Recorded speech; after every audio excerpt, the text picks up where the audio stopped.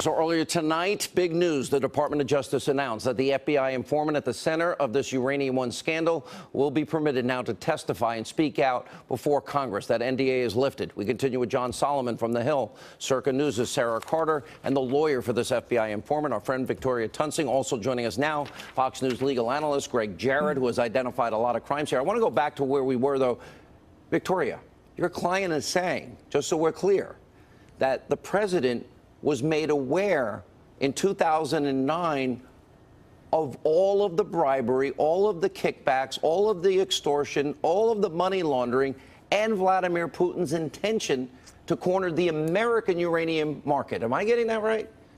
You are. Well, the FBI told him that that was true. Now, were they fibbing? I doubt it. If they were being very specific about, we're giving it to the president in his daily briefing. And that was prior to October 2010 when the CFIUS decision was made. And Mueller and Rosenstein, they knew about it, but they're now investigating Trump-Russia collusion? Isn't there a little conflict there? Yeah, it's really bizarre. You can't even make, I couldn't write a novel this bizarre. No, but we deal in appearances of conflict. So, I mean, that should be enough right there. Right there, exactly. Just the appearance of impropriety. We have so much more. All right, you've identified, thank you for handing this to me. I love Greg, he does all the research. How many crimes? 13 potential crimes committed by Hillary Clinton. She could be charged for 6 anti-corruption statutes. They're all felonies. She could also be charged with racketeering for using her charity as a criminal enterprise. And then you've got all of the email crimes, 2 of them under the Espionage Act and 2 additional.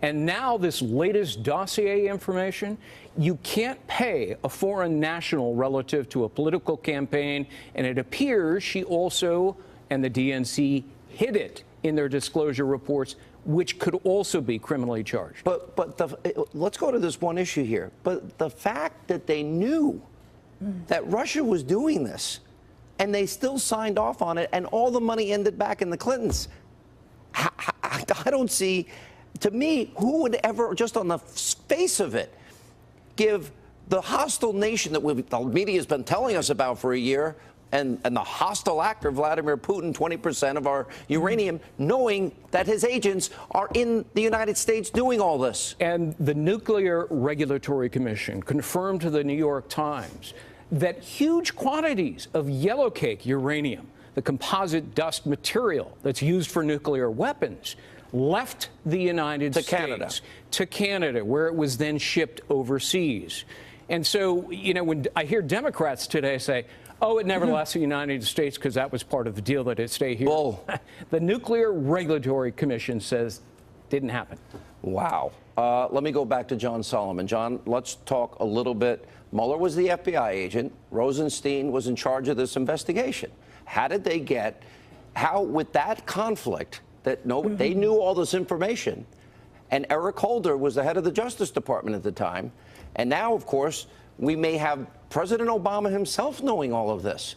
How could anybody have allowed this all to happen and allow Moscow and Putin to be successful? Well, that's a $64,000 question, right? We need to know who knew what and when, right? And why did they make decisions if they had the knowledge? And if they made decisions without the knowledge, how could it be that they didn't know these things going on in government? I think the committees are going to dig into this. I've talked to several of the lawmakers involved in this investigation, and they know exactly the questions they want to ask. They know the documents they want. And I think today's breakthrough moment, getting that informant, Victoria's client, to be able to testify is going to answer a lot of questions that we've been in the dark on for 8 years. You go back to 2009. And I would add to this, Sarah, I'm not trying to get off track here. I want your thoughts on Rosenstein and Mueller, but then it does bring up the question why Mueller never went to Julian Assange, who was the one guy in the world that we know knows that, in fact, and he's saying that it wasn't Russia that gave the DNC emails, and Mueller never tried to talk to him. Not one time. Never.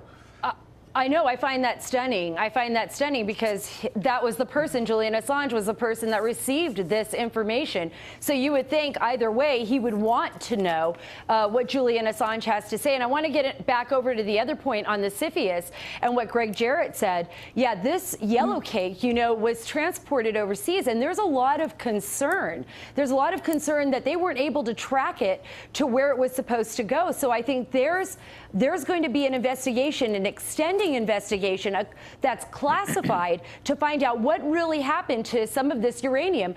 We know that there was corruption. We know right now that there was money laundering. And we understand that inside Rosatom and all of these companies, there were these people connected to all of these crimes. So what happened if that was sold to an enemy state? What happened if some of that yellow cake disappeared? Iran comes to mind. Yes. Victoria, can you tell us this? Did your client save all the evidence that he had acquired? He has a lot of evidence. I haven't been able to get to see it all, but I will do so now. Wow. Greg Jarrett, based on what we know, assuming everything that they have been reporting is true, that they have documents, emails, tapes, and that millions of dollars, and he knows, and he was there. He was 4 years inside this, and they knew in 2009. Are people going to jail this time? Is this it? I would suspect so, and people... And the kickbacks to the Clintons and the Clinton Foundation? Somebody's got to go to jail over this, and not just the one who's been convicted and clammed up. Who are the top people that are in jeopardy? Well, I think Hillary Clinton, anybody at the DNC. Eric Holder? James Comey in particular, because, you know, he may have abused his office, and he could have done it for... Mueller? Mueller knew. No, covering it up to Congress. He should recuse himself. He should have recused his duty. He should recuse himself. Same with Rosenstein. Absolutely. And Jeff Sessions needs to get off his duff and appoint a special counsel to investigate. Immediately. Hillary Clinton, yes. Comey, Loretta Lynch. Everybody. Everybody. All right. I will have you all back tomorrow. You guys have been phenomenal. Thank you for sharing your stories and your time. And it's amazing how the media got it wrong. And they got it wrong for a long period of time. And they still are reluctant even now. Thank you all. Appreciate it.